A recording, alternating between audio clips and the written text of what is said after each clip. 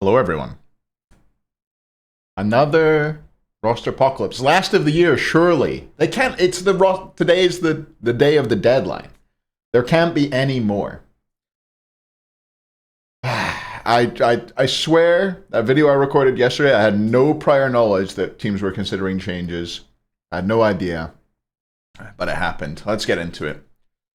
Just ate some spicy curry, so sorry, my mouth's a bit burny, but let's watch this shit. Hopefully I don't get DMCA'd by high res. Here we go. Banger. J Dragons have dropped votes.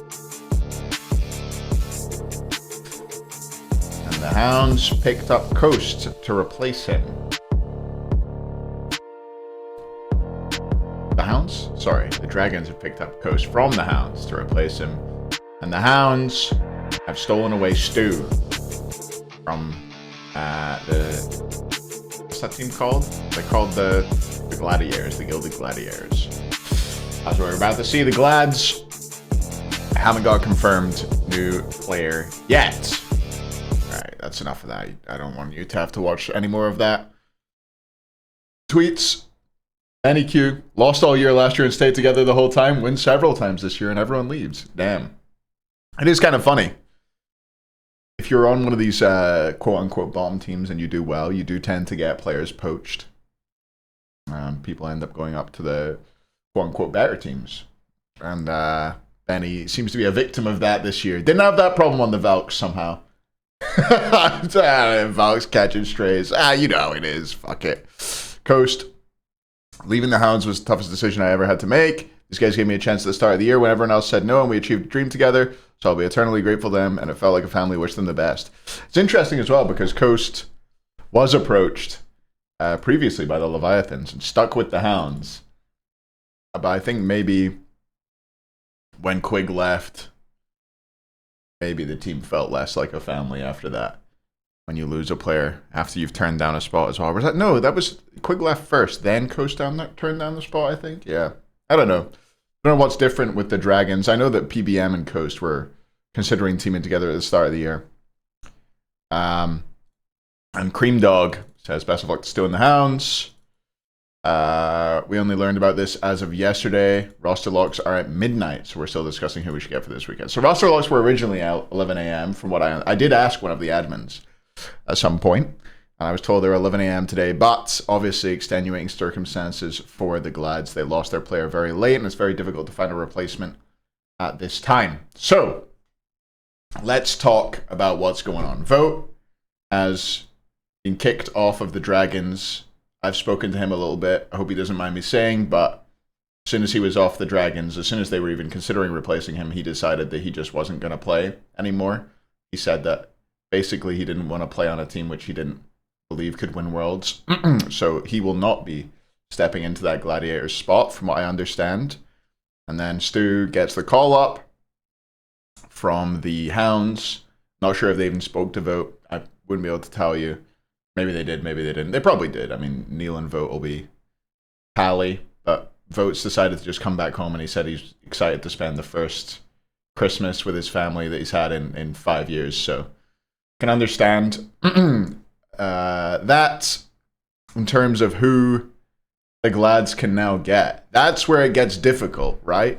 Can I bring up the SCC rosters? I feel like, in all honesty, NASCC, ADCs, I would be looking towards NA personally, just in case there's visa issues. I don't know if there's possibilities for teams to travel out and play on an ESTA or something. I don't know. I think that's all bit of a gray area, but I can't really say much about it. But I mean, who are you talking about coming in for